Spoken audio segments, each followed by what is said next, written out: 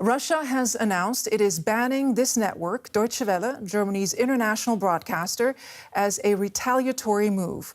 The Foreign Ministry said it was closing Deutsche Welle's Moscow bureau and revoking accreditation for our staff there.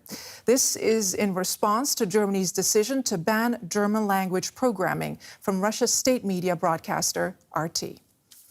And we can talk now to DW's Director General, Peter Limburg, who is here. And Mr. Limburg, first of all, I just want to get your reaction. Were you expecting this?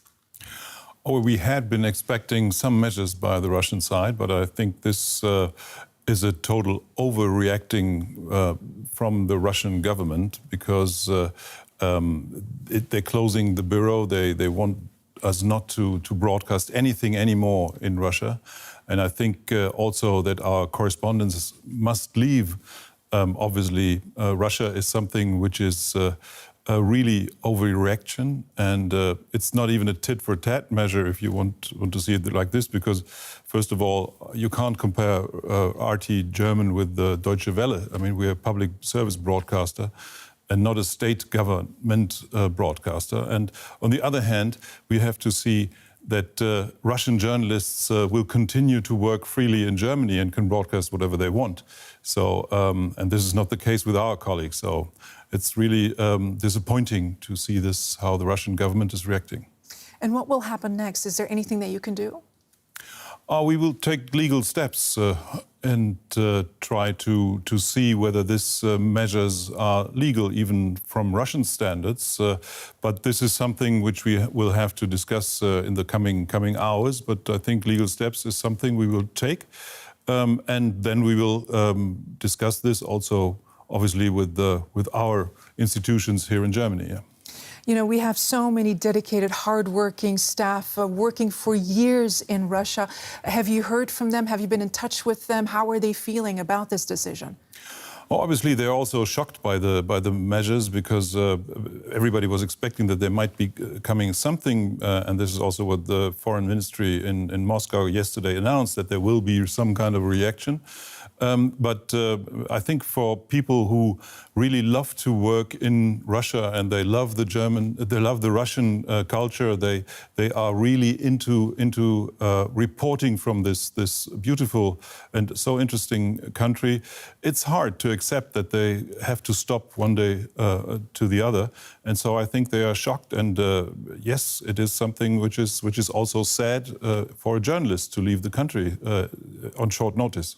And in terms of press freedom, of course, the press has been under attack for some time in Russia. But what does this signal to you now? Well, the press freedom in Russia is minimal. I mean, there are some independent outlets, but they're struggling. And this is another sign that Russia is not interested in, and the Russian government is not interested in press freedom and freedom of opinion. But I can only say, even if we have to leave the country, we will intensify reporting on the country. So I think this must be also clear to the Russian side that we will not just ignore what's happening in Russia, we will report, and we will do more and more. DW Director General Peter Limburg, thank you very much. Thanks for your reaction.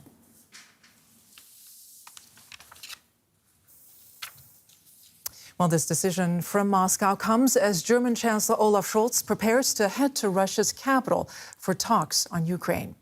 The Chancellor called the buildup of Russian troops on Ukraine's border very serious and said any invasion would come with serious consequences. The German Chancellor has been under pressure from other NATO members to take a more harder line on Russia. No date has been set yet for his trip to Moscow. Okay, we can talk more about this with DW's political correspondent Simon Young.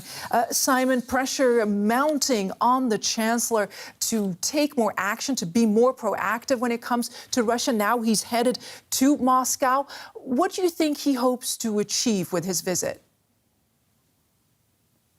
Well, Chancellor Scholz is still talking very clearly about de-escalation as the top priority and avoiding conflict in Ukraine. I think that is the main thing he'll be seeking to do when he goes to Moscow.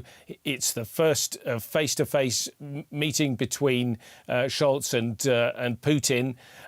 It will be when it happens since Scholz became Chancellor, and it'll be a chance for him to look him in the eyes and call to mind what the price could be for further Russian aggression in Ukraine. He said that all options are on the table if there were military action.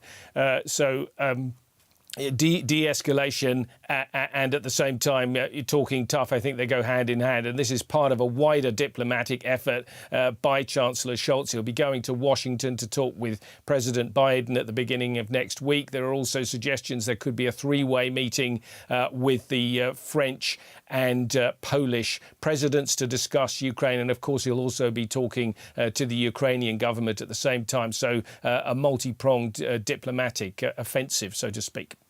Simon, as you outlined there, the Germans going for the carrot and stick approach, it seems. What kind of leverage does Chancellor Scholz have?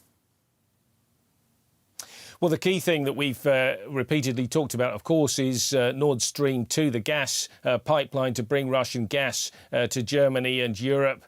As I said, Chancellor Scholz has said all options are on the table. That includes that pipeline, saying that it won't go into operation if there were Russian aggression. It's a tough call for Chancellor Scholz because Germany is very reliant on gas imports, particularly from Russia. I think Germany plays a role in other ways. It's key for NATO deployments, as we've seen with this decision by the US to deploy more troops into Europe. That happens usually through Germany. And also, of course, Germany is a key lead country in the EU in terms of diplomatic reactions. Simon, my final question to you. The Chancellor's party, the Social Democrats, they, of course, are under fire for being too amiable when it comes to Russia. Let's put it that way. Does that bother the Chancellor? Well, Chancellor Scholz says no, the SPD is totally united and they want to stand up to aggression and avoid war. But when it was put to him, for instance, is he getting too much advice from the former Chancellor Gerhard Schröder, who, of course, is a big backer of that Nord Stream 2 project? He says, well, he seemed rather irritated and said, look, there's only one Chancellor in Germany and that's me.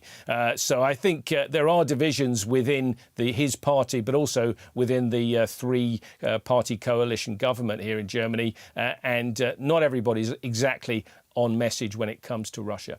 And Simon, we led our broadcast with the news that DW has been banned in Russia. In a few words, will that worsen already strained bilateral relations?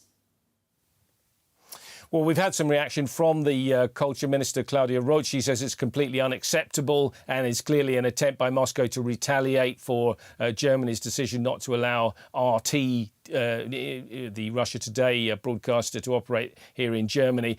So there's already pushback. It's a strained relationship. The Navalny poisoning and so on have caused real problems in the Russian-German relationship. This doesn't help. All right, Simon Young, DW's political correspondent. Thank you.